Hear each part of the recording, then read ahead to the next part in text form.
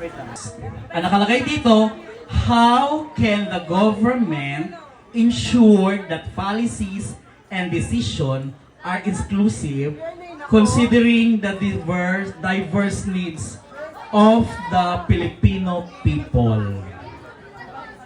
Kaloka. Okay, thank you so much for that very interesting hashtag. So the hashtag Please, today quick type lang po. is inclusive governance.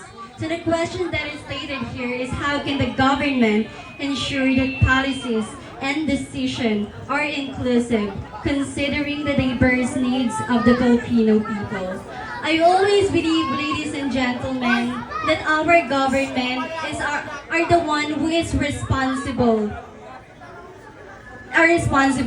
of learning the needs of every people, especially the marginalized people. Because we are a diverse society and it is important for us to know the needs, the necessities of every Filipino here in our country. Because if our government is not inclusive, they will create distraction in our society, and that is why it is important for us that in this upcoming election that we should vote the right person who has the capability, who has the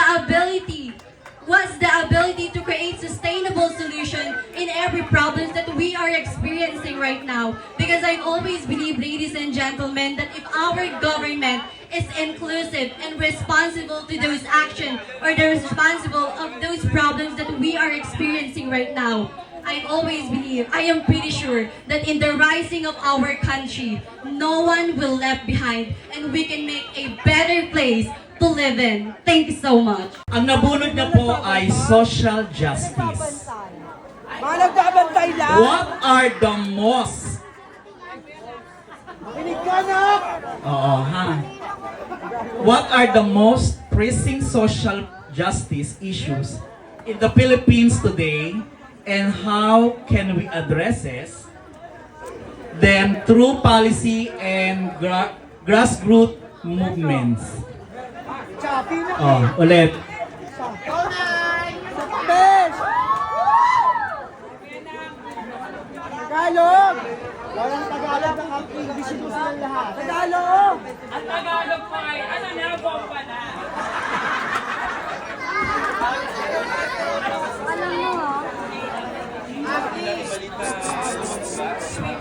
Itatagalog daw.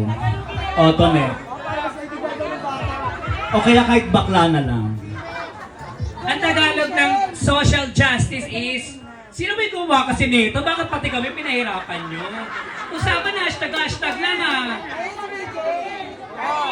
Ayan. Ay, sorry, ayaw namin magdulong-dulungan para alam din ng mga Oo. ano ha. Iba. Iba.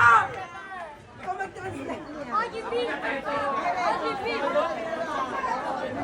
Social justice. So, ano raw yung mga kinakaharap na social justice o yung pinaka-common na posisyong kailangan o kinakaharap ng Pilipinas ngayon at paano natin ito i-address sa law o sa batas na meron tayo ngayon sa Pilipinas. Maganda, good. Nag-i-English ka pala eh. Nag-English pa, dapat nag-Tagalog pa. Social justice. So, ano raw yung pinaka hinaharap na hustisyang maraming issue na hinaharap ng Pilipinas at paano natin na i-address o maibigay alam sa law na meron tayo ngayon sa Pilipinas o batas na meron tayo ngayon.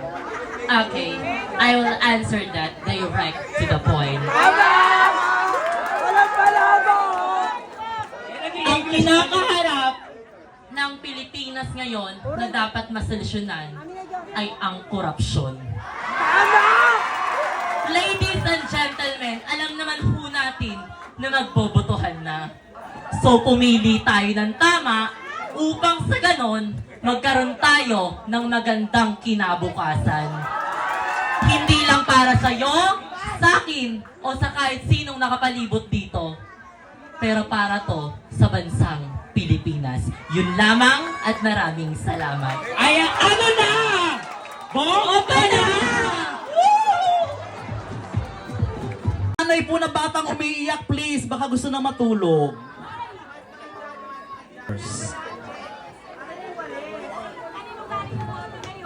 Wait lang daw po. Mental health matters. What do you think is the connection between mental health and the LGBTQA+ community, and how can we improve support for mental health issues? Next. Sige, para meron ka ring idea. Nakakaloka. Diyos ko naman. Okay. Thank you so much for that question. Well, I believe that mental health is as important as our physical health because it's an output of our our physical health is an output of our mental health.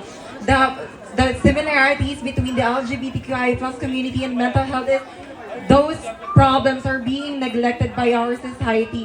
But right now, I would like to say that it's very high time for us to discuss, or I would like to inspire a dialogue for everyone that in every of the smiles that you can see here in stage, bringing by these LGBTQIA+ members, behind that are those rejections and those bad times that we have experienced. So always choose to be kind because it costs nothing to be kind. Always choose why someone is pursuing his horror dreams, or always someone to think that life is worth living, and always be the reason why someone sees life as worth of indulging for. That would be all. Thank you so much.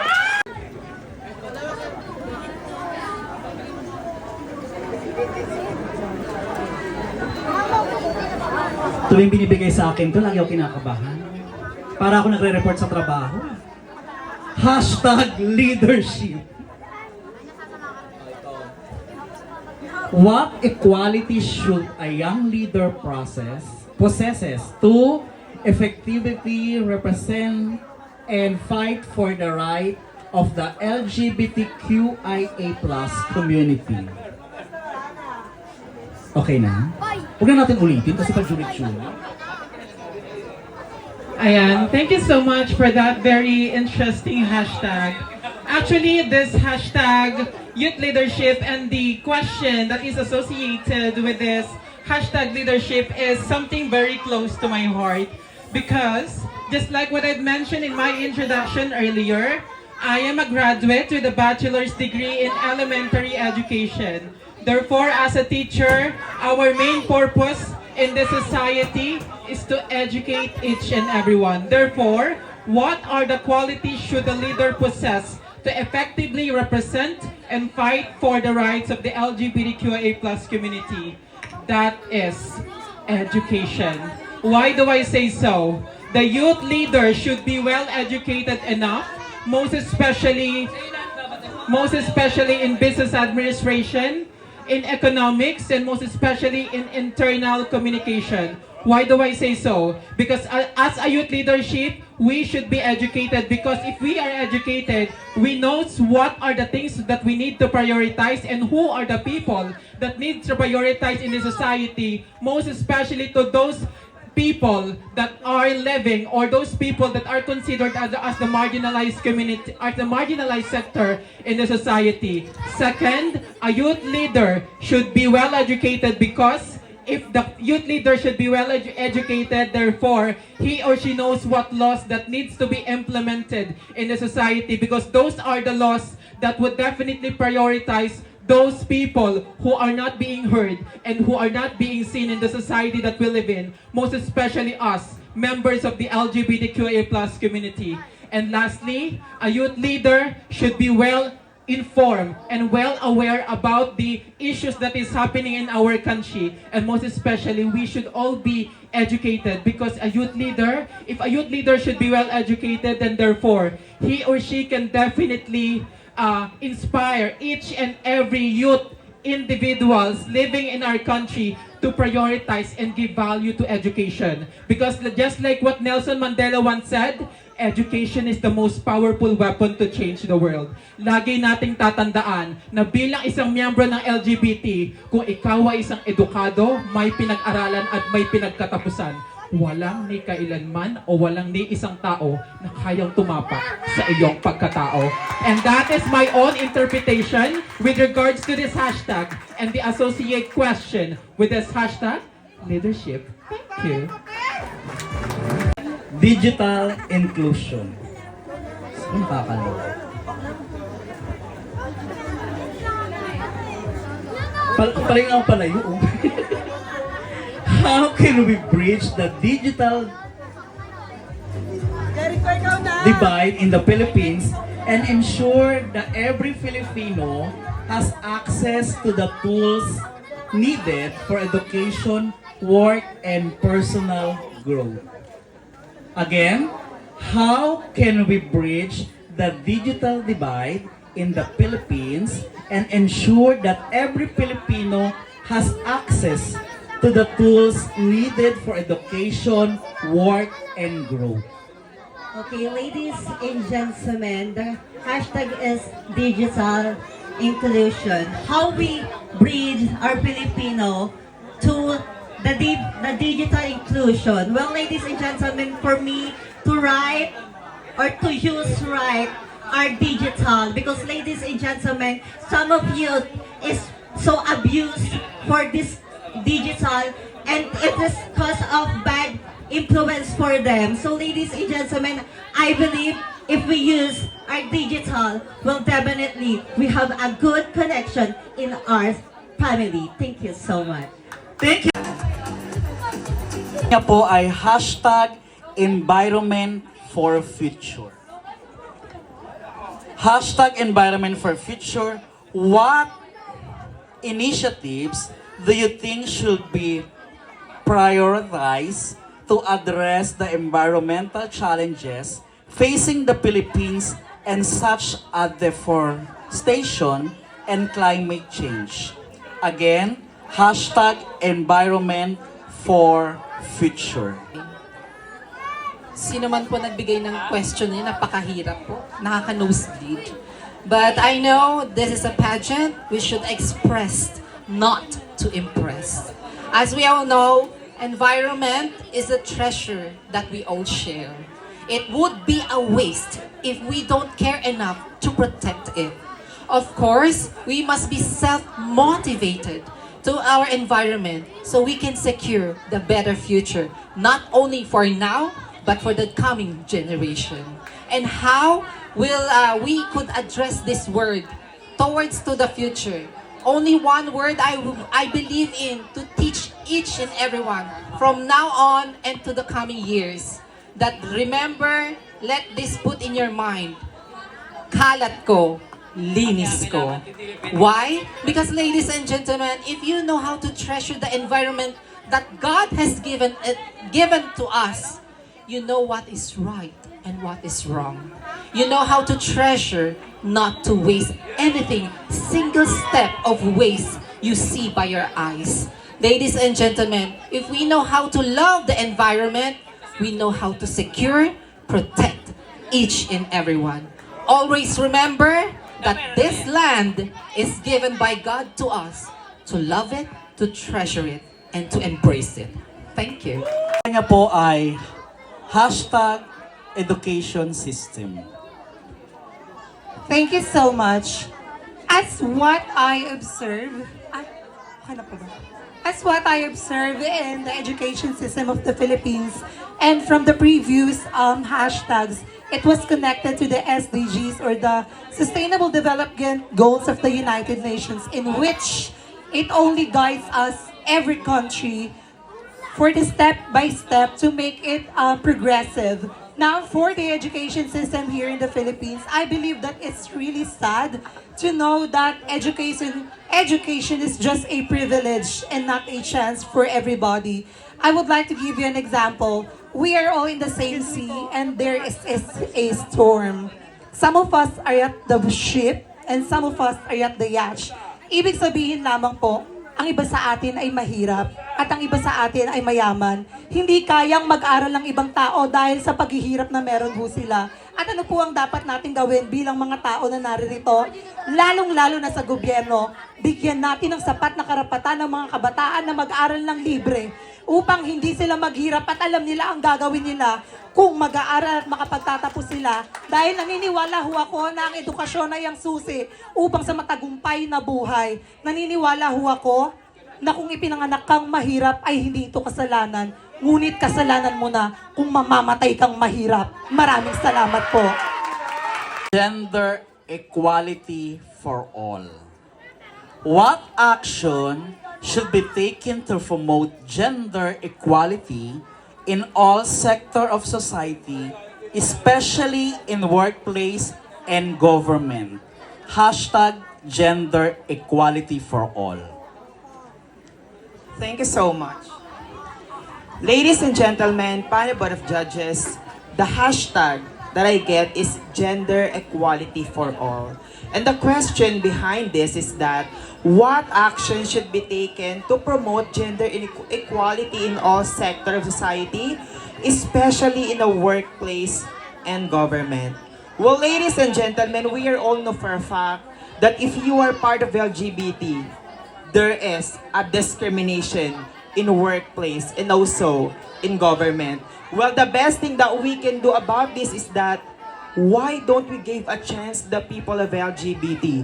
Buksan natin ang bawat isip ng bawat tao na karapat-dapat din sa pagpantay-pantay na pagtingin ng bawat parte ng LGBT. Yes, there are discrimination to our workplace. That's because they're all close-minded. But then again, isipin na lang natin, we have successful doctors, we have successful lawyers that is part of LGBT. In that way, kayang patunayan na kailanman hindi madidikta na kung ano ang nasa pagitan ng iyong binti, kung ano ang magagawa mo dito sa ating mundo. Bagkos, kung paano ka magsisilbing inspirasyon at papatunayan na sa kabila ng diskriminasyon, kaya mo maging isang mabuting tao. Ladies and gentlemen, gender equality should be passed for everyone. Always remember, Article 3 of Section 3 Bills of Rights, that no man shall be deprived by liberty, property, without due process of law. That only means LGBT, even you are part of LGBT or even you have skin color or these differences. The most important thing here is we should get the equality because we are all part of this humanity. No more on the bush. Thank you. LGBTQA+ right. Again, hashtag LGBTQIA+ right. How do you view the current legal framework in the Philippines regarding LGBTQIA+ rights? What changes would you recommend? Again, Thank you so much for that very wonderful hashtag.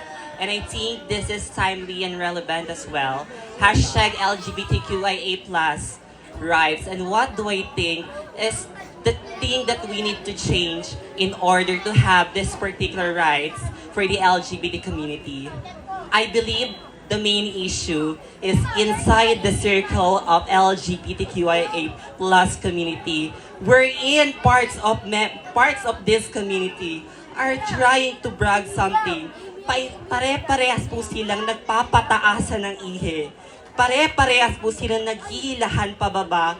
Why not, ladies and gentlemen, let's leave our community before our rights be implemented just like what we have right now. SOGI Equality Bill or Sexual Orientation, Gender and Identity and Expression Bill is still in the reading of Senate. Why? Because there are something that we need to do about it.